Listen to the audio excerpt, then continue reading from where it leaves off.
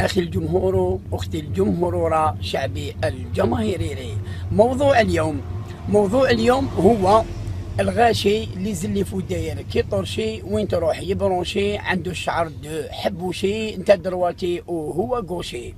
هذا البنادم اللي معمر قراجم يبغي لي كفرون ولي كفرون لوكا غير جاو شابين قال في 18 متر يضربها في البارة كيما كان زمان طارة. لا هو مرتوش مع بدقة امادوش تقول راه كالي مش طاروش ومع لي زونفويسور. ما هو الحيوان الذي ينبت في القدر؟ إنه دودانا، وهذا يشبهه لأن هذا حيوان آخر ولكن ينبت في كل مكان. تصيب جدو في لاميري، في الدايرة، في لونجام، عند بوعلام، تصيبو وعليكم السلام طر الحمام.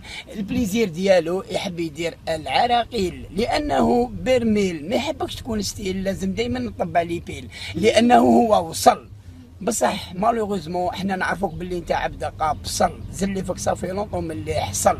ارض ربي واسعه يا مسيو بقعه، على حبيت غزنا كي اللفعه.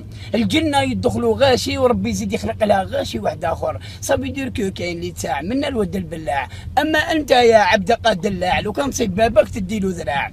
تسوء الظن تبغي تقرن في بلاصه الفن لعفن الشعر تاع بيطوفن قولي لي تشرب بالرايب شربت اللبن راك باغي تقلع دير عن زلي فيك دايما يقرن. العم شنف لماذا أنت خرشف؟ لماذا أنت مزلف؟ إنك رجل متخلف. خلي مكانك للذي يعرف. ألا تدخل في لي ديطاي قول عبد القابور طاي دوك نبدا في السورية ولا